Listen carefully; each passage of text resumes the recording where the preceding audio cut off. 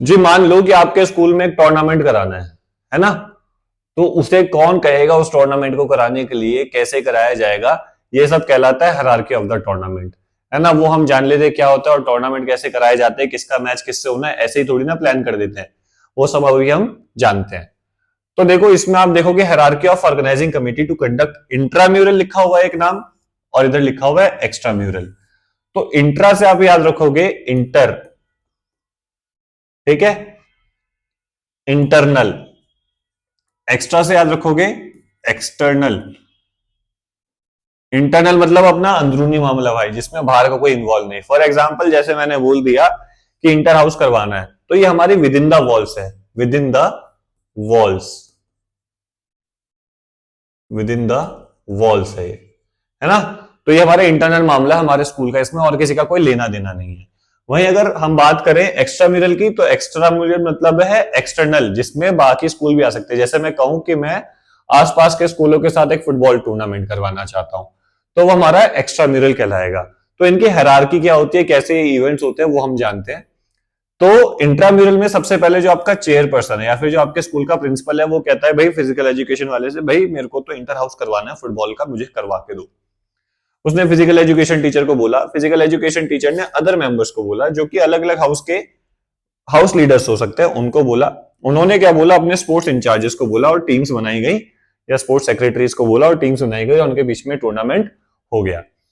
वहीं अगर मैं एक्स्ट्रा म्यूरल की बात करूं, तो जो आपकी स्टेट गवर्नमेंट है, जो आपके दिल्ली के जो डायरेक्टर हैं फिजिकल एजुकेशन एंड स्पोर्ट्स के, उन्होंने बोला भैया टूर्नामेंट कराना है। उन्होंने अलग अलग डिस्ट्रिक्ट के डायरेक्टर्स को बोला। उन डायरेक्टर्स ने क्या किया, अपने स्कूल्स में मैसेज भिजवाया, अलग अलग स्कूल्स में जो उनके कंट्रोल में है, कि भैया हमें टूर्नामेंट कराना है। उन्होंने अपने मेंबर्स को बोला, उन टीचर्स के पास इंफॉर्मेशन पहुंची और उन्होंने इस पे आगे प्रोसीजर किया।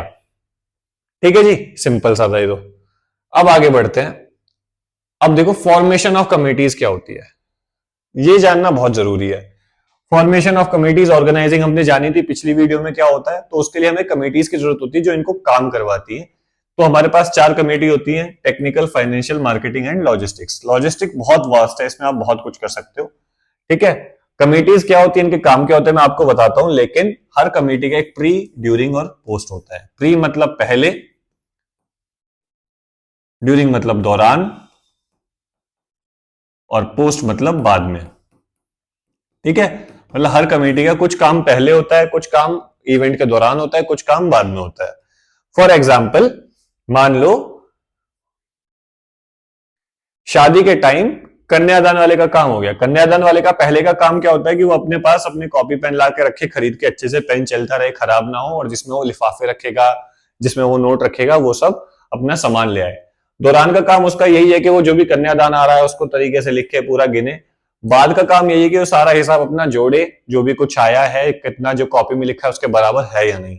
ठीक है, तो ये प्री, ड्यूरिंग, पोस्ट हो गया। ऐसे ही स्पोर्ट्स की जो कमिटीज है, टेक्निकल, फाइनेंस और मार्केटिंग और लॉजिस्टिक्स, इनके भी प्री, ड्यूरिंग, पोस्ट मतलब पहले, दौरान और बाद में होते हैं। तो वो हम जान लेते हैं कि क्या होते हैं। तो जैसे ही टेक्निकल पे आ गए हम। अब टेक्निकल का क्या है, उसका प्री क्या है कि वो कहती है कि उसको जो भी सामान चाहिए, बेसिकली ग्राउंड से रिलेटेड है, इसका सारा काम ग्राउंड पे होता है, एकदम टेक्निकल काम होता है। कि उसको जो भी सामान चाहिए वो उसकी रिक्वेस्ट डालती है। जो उसका इवेंट करवाएंगे, जो ऑफिशियल्स आएंगे, जो रेफरीज होंगे, एम्पायर्स होंगे, उनको इन्विटेशन भेजती है। अपने ग्राउंड को क्लीन करती है, अरेंजमेंट करती है अपने इक्विपमेंट्स का, फिक्सचर्स बनाती है, रूल्स एंड रेगुलेशन क्या होंगे उनका ध्यान रखती है और उनको लिखती है, ताकि बाद में आके कोई प्रॉब्लम ना क्रिएट करे। तो ये तो इसका पहले का काम हो गया। अब जब इवेंट चालू हो गया, उस टाइम ये क्या करेगी, मैच अच्छे से कंडक्ट हो उसका ध्यान रखेगी, फील्ड जो है वो साफ रहे उसका ध्यान रखेगी, स्कोर शीट्स अच्छे से बने उसका ध्यान रखेगी, कोई पेपर से ऑफिसर को वो चाहिए वो देगी, और मेरिट लिस्ट जो भी मैच वैच जीतेंगे उनका ध्यान रखेगी ड्यूरिंग में। उसके बाद क्या करेगी कि जो अब हो गया है टूर्नामेंट, तो पूरे फील्ड की साफ सफाई और जो उन्होंने सामान लिया उसको वापस स्टोर में रखेगी, ताकि वो दोबारा यूज हो सके। तो टेक्निकल हो गई आपकी ग्राउंड पर रिलेटेड, जो भी आपके मैचेस होने हैं, कहां से स्टार्ट होने हैं, कहां खत्म होने हैं, वो सब कुछ टेक्निकल का काम है। अब आ जाओ लॉजिस्टिक्स पे। लॉजिस्टिक्स का काम भाई बहुत ज्यादा है। लॉजिस्टिक्स के काम के लिए आप पहले जान लो कि लॉजिस्टिक्स में आता क्या क्या है। लॉजिस्टिक्स में जो भी कुछ ग्राउंड के बाहर जो भी कुछ होना है वो आता है, जैसे कि ट्रांसपोर्ट, रिफ्रेशमेंट, रजिस्ट्रेशन, आपका first aid, prize distribution,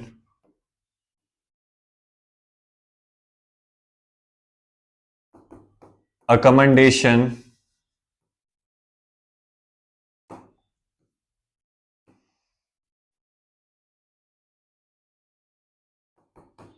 boarding and lodging,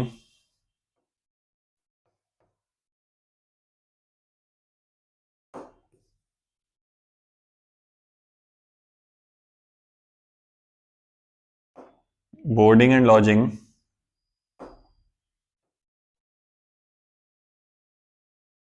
आपका डेकोरेशन, एंटरटेनमेंट, ये सब कुछ आपका लॉजिस्टिक्स के अंदर आता है। ये सब कुछ, तो इन सब के कितने सारे काम हो सकते हैं, इनका अपना प्री ड्यूरिंग पोस्ट हो सकता है, लेकिन हम इसको बड़े लेवल पे लेके चलते हैं। तो वही, इनको जो जो कुछ चाहिए उसके रिक्विजिशन डालना, ये प्री का काम है। अपनी लाइट साउंड वगैरह चेक करना, ये प्री का काम है ना। अपने गेस्ट वगैरह को बुलाना, ये इनका प्री का काम है। और अपने वॉलंटियर सेलेक्ट करना, बोर्डिंग एंड लॉजिंग का सब कुछ ध्यान रखना, रिफ्रेशमेंट का अरेंजमेंट, मेडल्स का अरेंजमेंट, सर्टिफिकेट्स का अरेंजमेंट, ये सब इनका, मेडिकल फैसिलिटीज का अरेंजमेंट, ये सब इनका प्री का काम है, पहले का काम। ड्यूरिंग में इनका ओपनिंग एंड क्लोजिंग सेरेमनी करवाना है, रजिस्ट्रेशन करवाना है, रिफ्रेशमेंट देना है, स्पेक्टेटर्स का ध्यान रखना है, मेडिकल एंड सर्टिफिकेट देना है, ट्रांसपोर्टेशन देना है, ये सब इनका ड्यूरिंग का काम है।